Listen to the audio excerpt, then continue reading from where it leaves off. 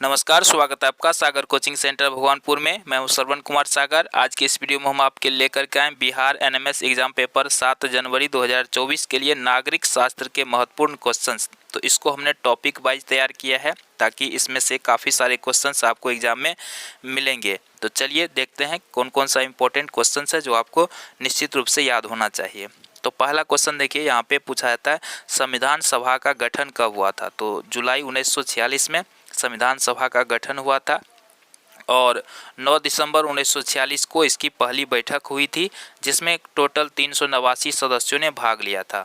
और इसके अध्यक्ष की बात करें तो अस्थायी अध्यक्ष चुना गया था डॉक्टर सच्चिदानंद सिन्हा को। बाद में अस्थायी अध्यक्ष चुने गए थे डॉक्टर राजेंद्र प्रसाद, जो भारत के प्रथम राष्ट्रपति थे। उसके बाद भीमराव अंबेडकर को प्रारूप समिति का अध्यक्ष बनाया गया था। तो कई बार पूछे जाते हैं प्रारूप समिति के अध्यक्ष कौन थे, तो यहाँ पे हो जाएगा भीमराव अंबेडकर, जिसको बाबा साहेब कहा जाता है और ये संविधान निर्माता भी कहे जाते हैं और भारत के प्रथम कानून मंत्री भी थे भीमराव अंबेडकर। चलिए, संविधान को बनने में 2 वर्ष 11 महीने 18 दिन का समय लग गया था। नवंबर 1949 को संविधान जो है हमारा बनकर तैयार हुआ था और इसका कुछ भाग लागू भी कर दिया गया था। इसीलिए 26 नवंबर को हम लोग संविधान दिवस के रूप में मनाते हैं। ठीक है, हर साल ये 26 नवंबर को संविधान दिवस के रूप में मनाया जाता है, क्योंकि 26 नवंबर 1949 को संविधान का कुछ भाग लागू कर दिया गया था। बाद में 26 जनवरी 1950 को संविधान पूर्ण रूप से लागू किया गया। तो इस 26 जनवरी को हम लोग गणतंत्र दिवस के रूप में हर साल मनाने लगे। अगर बात करेंगे मूल संविधान की, तो मूल संविधान में 22 भाग, 395 अनुच्छेद एवं 8 अनुसूचियाँ थी। तो कई बार ये प्रश्न पूछे जाते हैं। अगला है संविधान की प्रस्तावना को संविधान की कुंजी या आत्मा कहते हैं। अगर आपसे पूछा जाए कि इनमें से किसको संविधान की आत्मा या कुंजी कहा जाता है, तो याद रखेंगे संविधान की प्रस्तावना को इसकी कुंजी या आत्मा कहते हैं। इनमें समाजवादी, पंथनिरपेक्ष तथा अखंडता जो शब्द है इसको बाद में जोड़ा गया था 42वें संशोधन में 1976 ईस्वी में। संविधान के भाग 3 जो अनुच्छेद 12 से 35 तक है में मौलिक अधिकारों का वर्णन है। अगर आपसे पूछा जाए मौलिक अधिकारों का वर्णन किस भाग में है, तो भाग 3 हो जाएगा। अनुच्छेद पूछा जाए तो 12 से 35। वर्तमान में बात करें तो 6 मौलिक अधिकार दिए गए हैं भारत के नागरिकों को। संपत्ति का अधिकार भी पहले एक मौलिक अधिकार था, जिसको 1978 में 44वें संशोधन में हटा दिया गया था संविधान से। अगला देखते हैं, तो मौलिक अधिकार कौन कौन है इसको देख लेते हैं। तो पहला मौलिक अधिकार है समानता का अधिकार, जो अनुच्छेद 14 से 18 के बीच में है। स्वतंत्रता का अधिकार जो अनुच्छेद 19 से 22 तक है। शोषण के विरुद्ध अधिकार 23-24 में है। धार्मिक स्वतंत्रता का अधिकार 25 से 28 अनुच्छेद में है। संस्कृति एवं शिक्षा संबंधी अधिकार अनुच्छेद 29-30 में है।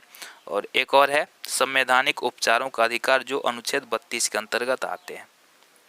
अगला देखते हैं, संविधान के अनुच्छेद 17 में अस्पृश्यता की समाप्ति, जिसको छुआछूत भी बोलते हैं, इसकी समाप्ति किस अनुच्छेद मिलता है, अनुच्छेद 17 में मिलता है। ठीक है, 1976 में मौलिक कर्तव्य को जोड़ा गया था। अगर पूछा जाए मौलिक कर्तव्य को संविधान में कब जोड़ा गया, तो 1976 में।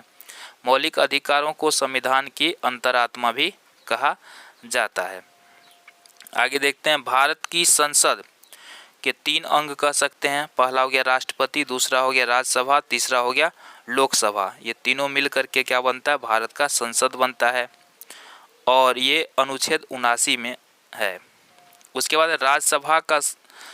राज्यसभा संसद का उच्च सदन कहता है। अगर पूछा जाए संसद का उच्च सदन क्या होता है, तो राज्यसभा। और निम्न सदन किसको बोलते हैं, लोकसभा को बोलते हैं। काफ़ी बार ये प्रश्न पूछा जाता है। अगला प्रश्न है, राज्यसभा एक अस्थाई सदन है। ठीक है, पूछा जाए अगर इनमें से कौन अस्थाई सदन है, तो आप बोलेंगे राज्यसभा। और याद रखेंगे राज्यसभा कभी भी भंग नहीं होता। कई बार इस तरह से प्रश्न पूछा जाता है कि राज्यसभा को कौन भंग कर सकता है, तो कोई भी भंग नहीं कर सकता, क्योंकि ये कभी भंग होता ही नहीं है। वर्तमान में इसकी कुल सदस्यों की संख्या जो है 245 है, लेकिन टोटल की बात करेंगे कि इसमें अधिकतम कितना हो सकता है, तो अधिकतम 250 हो सकता है। ठीक है, लेकिन 252 तक हो सकता है, लेकिन वर्तमान में 245 ही इसके सदस्य राज्यसभा के। और राज्यसभा का अगर आपको सदस्य बनना है तो कम से कम कितना उम्र होना चाहिए, 30 वर्ष उम्र होना चाहिए राज्यसभा का सदस्य बनने के लिए। और राज्यसभा सदस्य का जो कार्यकाल होता है वो 6 वर्ष का होता है। उपराष्ट्रपति जो है राज्यसभा का सभापति होता है। और राष्ट्रपति जो है वो 12 सदस्य को मनोनीत करते हैं राज्यसभा के 12 सदस्यों को राष्ट्रपति द्वारा मनोनीत किया जाता है यानी बनाया जाता है। अगला टॉपिक देखते हैं। लोकसभा के सदस्यों का अधिकतम संख्या 552 हो सकता है। वर्तमान की बात करेंगे तो वर्तमान में अभी 543 निर्वाचित सदस्य हैं। लोकसभा सदस्य बनने की न्यूनतम उम्र है 25 वर्ष, ठीक है, और इसका कार्यकाल होता है 5 वर्ष का होता है। लोकसभा अध्यक्ष लोकसभा का नियंत्रण एवं संचालन करता है, ठीक है। राष्ट्रपति जब संयुक्त बैठक बुलाते हैं लोकसभा और राज्यसभा का, उसका भी संचालन लोकसभा अध्यक्ष ही करते हैं। भारत के प्रथम विधि मंत्री, विधि मतलब कानून होता है, तो कानून मंत्री कौन थे, भीमराव अंबेडकर, इसको BR अंबेडकर भी कहा जाता है। और ये भारतीय संविधान के जनक कहलाते हैं। इनका जन्म जो है 14 अप्रैल 1891 ईस्वी को मध्य प्रदेश के महू में हुआ था और इसकी मृत्यु हुई थी 6 दिसंबर 1956 ईस्वी को। इन्होंने बहिष्कृत हितकारिणी सभा का गठन किया था, तो इसको आप याद रखेंगे। भारत के राष्ट्रपति का चुनाव 5 वर्ष के लिए होता है। राष्ट्रपति बनने की न्यूनतम उम्र जो है 35 वर्ष है। राष्ट्रपति सर्वोच्च सेनापति यानी तीनों जो सेना होता है, थल सेना, वायुसेना और जल सेना, उसका प्रधान सेनापति, सर्वोच्च सेनापति राष्ट्रपति को माना जाता है। ये नाम मात्र का देश का प्रधान होता है, लेकिन वास्तविक शक्ति प्रधानमंत्री के पास होता है। राष्ट्रपति का वेतन जो है 5 लाख रुपये प्रति माह है, ठीक है। उसके बाद देखते हैं वर्तमान में राष्ट्रपति कौन है, द्रौपदी मुर्मू है। चलिए, प्रथम राष्ट्रपति कौन थे, डॉक्टर राजेंद्र प्रसाद।